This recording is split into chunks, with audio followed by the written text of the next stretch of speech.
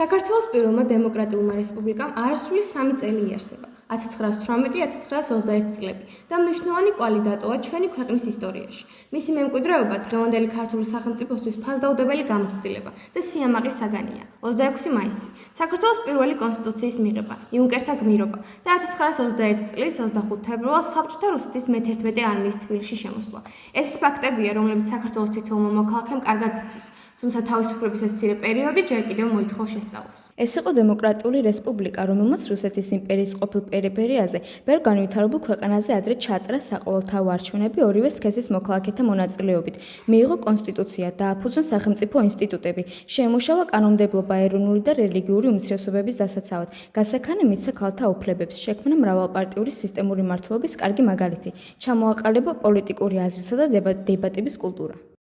დამოუკიდებლობის აქტის შემდეგ უმნიშვნელოვანესი დოკუმენტი საქართველოს კონსტიტუციონალიზმის ისტორიაში არის საქართველოს 1921 წლის 21 თებერვლის კონსტიტუცია. 1918 და 1919 წლებში სპეციალურად შექმნილი ორი საკონსტიტუციო კომისია მუშაობდა კონსტიტუციის პროექტზე, რომლის წევრთა უმრავლესობა სჯეროდა, რომ კონსტიტუციის მიღება განამტკიცებდა ქვეყნის საგარეო მდგომარეობას, ამაღლებდა მის საერთაშორისო ავტორიტეტს, ბოლოს მოუღებდა მართვა-გამგეობაში მრავალ არსებულ არევდარევასა და გარკვეულობას, უპასუხისმგებლობას და თვითნებობას.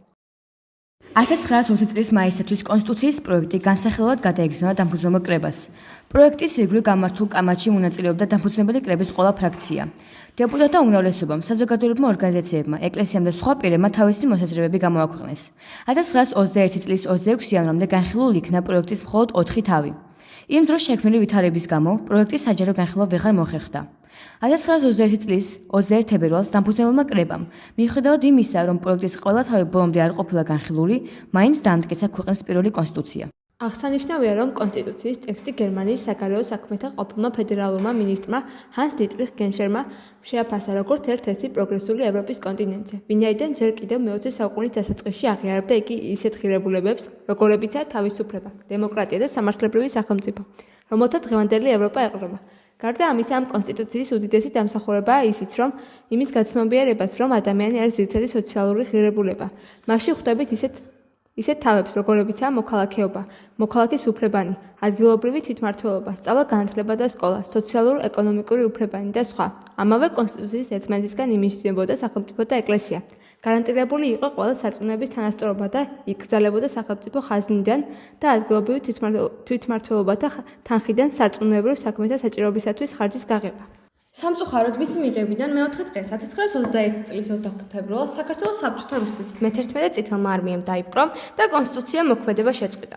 თბილისიდან ბათუმში გადასული მთავრობის მონდომებით კონსტიტუციის ტექსტი დაიბეჭდა ბათუმში, ნესტორ ხვინგიას სტამბაში, რაც ამ უკანასკნელის მხრიდან სამოქალაქო გმირობის ტოლფასი ქმედება იყო. სწორედ ეს ისტორიულად მნიშვნელოვანი დოკუმენტი სამართლებრივ საფუძვლად დაუდგა 1991 წლის 9 აპრილს გამოცხადებულ საქართველოს სახელმწიფოებრიობის აღდგენის აქტს.